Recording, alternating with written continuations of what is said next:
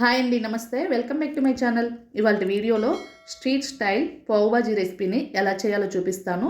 మనకి వర్షాకాలం, చలికాలంలో ఎక్కువగా స్ట్రీట్ ఫుడ్ తినడానికి ఇష్టపడుతూ ఉంటాం కదా. ఇలా బయట బండ్ల మీద దొరికే ఈ పావ్ బాజీ రెసిపీని ఇంట్లోనే చాలా ఈజీగా ఎలా చేయాలో చూసేద్దాం.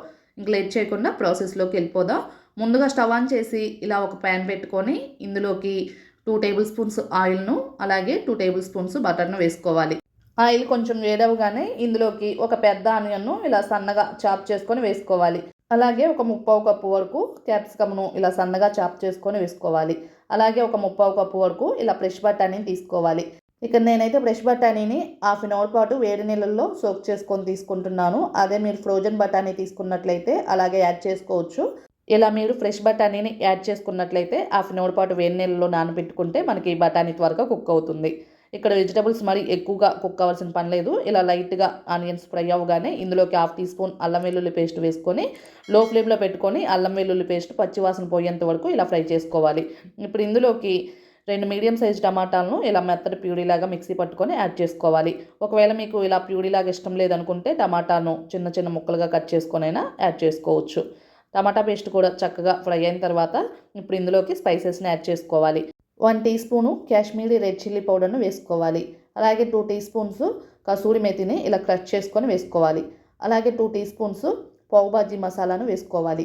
ఒకవేళ మీ దగ్గర పావు బాజీ మసాలా లేనట్లయితే దాని ప్లేస్లో మీరు జీలకర్ర పొడిని, ధనియాల పొడిని కూడా వేసుకోవచ్చు.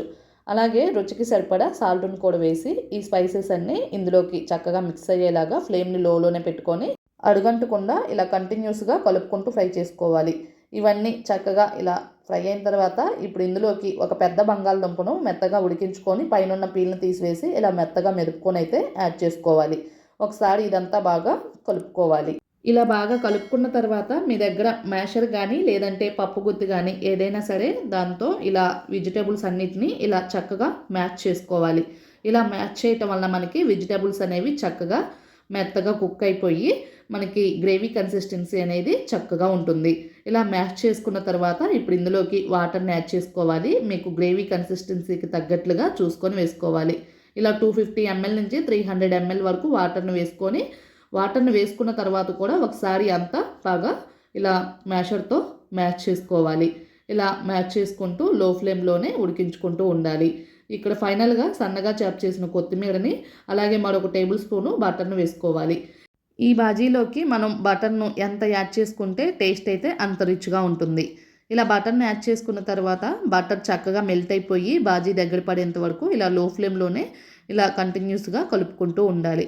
ఇక్కడ మనకి బాజీ అయితే రెడీ అయిపోయినట్లే. ఇట్లా ఈ కన్సిస్టెన్సీకి రాగానే స్టవ్ ఆపేసి ఈ ప్యాన్ను కిందకు దించుకోవాలి. ఇక్కడ నేను పావ్ బాజీ బన్స్ని జెప్టోలో అయితే ఆర్డర్ పెట్టుకున్నాను. మీకు కావాలి అంటే బ్లింకిట్, జెప్టోలో అయినా ఆర్డర్ పెట్టుకోవచ్చు. లేదు అంటే బేకరీస్, సూపర్ మార్కెట్స్, కిరాణా షాప్స్లో ఎక్కడైనా సరే అవైలబుల్గా దొరుకుతూ ఉంటాయి. పావ్ బాజీ బన్స్ను మనం కాల్చుకోవడానికి స్టవ్ పైన ఇలా దోశ పెనాన్ని పెట్టుకొని దీనిపైన ఇలా 1 టేబుల్ స్పూన్ బటర్ని వేసుకొని బటర్ని ఇలా ప్యాన్ అంతా స్ప్రెడ్ చేసుకున్న తర్వాత మీరు పావ్ బాజీ బన్స్ని ఇలా డైరెక్ట్గా బటర్తో అయినా కాల్చుకోవచ్చు. లేదంటే ఇలా కొంచెం కసూరి మెతిని అలాగే పావు టీ స్పూన్ అంతా పావు బాజీ మసాలాను ఇలా బటర్ పైన స్ప్రింకిల్ చేసుకున్న తర్వాత ఈ పావు బాజీ బన్స్ని దీనిపైన పెట్టుకొని ఇలా లో ఫ్లేమ్లోనే చక్కగా అటు ఇటు 2 సైడ్స్కి టర్న్ చేసుకుంటూ మంచిగా కాల్చుకొని ఇలా చూడండి, ఇలా కాలితే సరిపోతుంది. ఇలా కాల్చుకున్న తర్వాత మనం సర్వింగ్ ప్లేట్లోకి అయితే తీసుకోవాలి.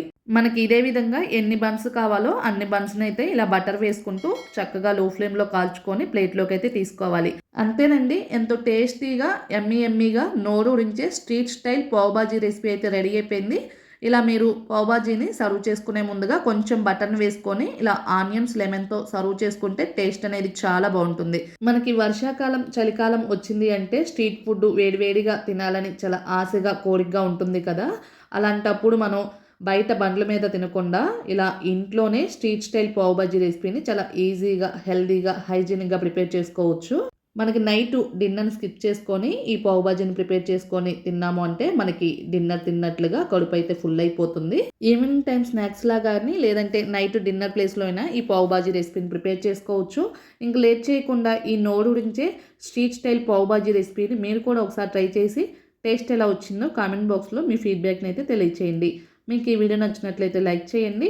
అలాగే మీ ఫ్రెండ్స్కి, రిలేటివ్స్కి షేర్ చేయండి. కొత్తగా మన ఛానల్ చూసే వాళ్ళు ఎవరైనా ఉంటే సబ్స్క్రైబ్ చేసుకోండి. Thank you for watching.